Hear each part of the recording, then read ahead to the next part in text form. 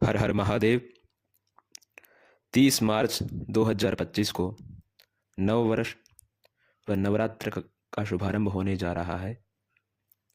हम सभी भारतवर्षियों की इच्छा रहती है कि प्रत्येक पर्व बहुत विधिवत रूप से हम अपने घर पर मनाएं, परंतु कुछ लोगों को संशय रहता है कि पूजा की विधि क्या होती है, कैसे पूजा की जाए। घर पर नवरात्र में घट स्थापना और माता रानी की स्थापना किस प्रकार से करें, इसके लिए एक संक्षिप्त विधि, ये जो नवरात्र व घट स्थापना विधि है, उन सभी धार्मिक बंधुओं के लिए है जो पूजा की विधि नहीं जानते हो। उनको मैं बताना चाहता हूं कि ये पूजा किस प्रकार से करें, किस प्रकार से अपने घर में घट स्थापना करें। तो वो विधि मैं संक्षिप्त रूप में आप सभी को बताऊंगा। वैसे तो कोई भी पूजन हो वो ब्राह्मण देवता के सानिध्य में उनके निर्देशन में ही करना चाहिए, परंतु जहां ब्राह्मण की सेवा लेना संभव नहीं हो वहां आप स्वयं कर सकते हैं। तो सर्वप्रथम प्रातः काल में उठ करके अपने नित्य कर्म, स्नान आदि नित्य कर्मों से निवृत्त होकर के शुद्ध वस्त्र पहन करके घर के पूजा स्थान अथवा किसी शुभ स्थान पर कलश स्थापना व माता रानी की स्थापना नवरात्रि में करनी चाहिए। आचमन प्राणायाम कर मस्तक पर तिलक लगाएं। शिखा जो रखते हैं वो बंधु शिखा बांध लेवें। पूजा के लिए दीपक जला देवें।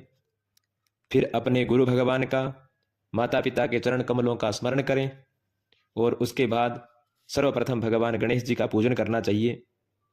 गणेश जी को अगर प्रतिमा इत्यादि हो तो उनको स्नान करवाएं, वस्त्र पहना दें, तिलक लगा दें, चावल लगाएं, मोली चढ़ाएं, जनेऊ चढ़ा देवें। फिर पुष्पमाला, फल प्रसाद इत्यादि लगा करके भगवान गणेश से प्रार्थना करें कि हे भगवान, आपकी कृपा, आपके आशीर्वाद से हम ये पूजा करने जा रहे हैं, हमारे घर में किसी प्रकार की कोई विघ्न बाधा न आए। ऐसी प्रार्थना आप भगवान गणेश से करेंगे। उसके बाद जहां आपको कलश स्थापना करनी हो उस स्थान पर मिट्टी बिछा लेवें ताकि उस मिट्टी में जौ बोई जा सके, अथवा जिसको गेहूं कहते हैं उसे भी बो सकते हैं। जहां कलश रखना हो उस स्थान पर जौ, गेहूं इत्यादि बो देवें। फिर वहां पर कलश रख देवें और जो कलश प्रयोग में लेना हो वो मिट्टी, तांबा, पित्तल इत्यादि धातु का होना चाहिए।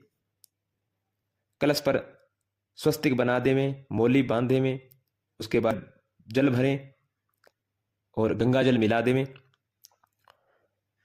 उसके बाद जो कलश का जल है उस जल में रोली अथवा चंदन छोड़ देवें। फिर कलश में चावल छोड़ें, कलश में पिसी हुई हल्दी छोड़ देवें, कलश में दूब छोड़ें। उसके बाद कलश के अंदर बड़, पीपल, अशोक, जामुन इत्यादि जिस भी वृक्ष के पत्ते आपको मिल सके आसानी से वो पत्ते लगा देवें। फिर कलश के अंदर थोड़ी सी मिट्टी डालें और एक सुपारी कलश के अंदर छोड़ देवें।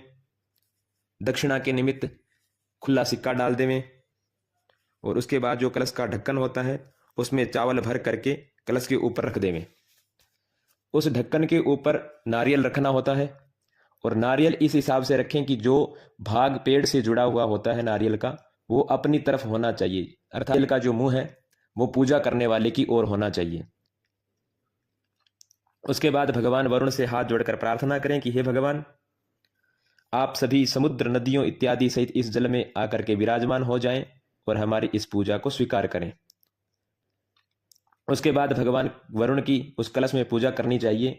वही कर्म है, रोली, मोली, चावल इत्यादि छोड़ें, प्रसाद चढ़ा देवें भगवान वरुण के निमित्त। उसके बाद माता रानी की स्थापना करनी चाहिए।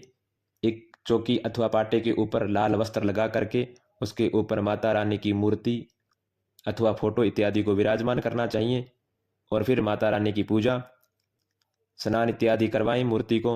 उसके बाद मैया को तिलक लगाएं, चावल लगाएं, मोली छोड़ें अथवा वस्त्र पहनाने योग्य हो तो वस्त्र पहनाएं।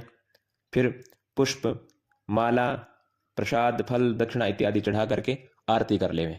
इस प्रकार से आप संक्षिप्त में घर पर कलश स्थापन और माता रानी की स्थापना जो है नवरात्र में कर सकते हैं। हर हर महादेव। ये नव वर्ष और ये नवरात्र आप सभी के लिए शुभंकर हो, इसी कामना के साथ पुनः हर हर महादेव।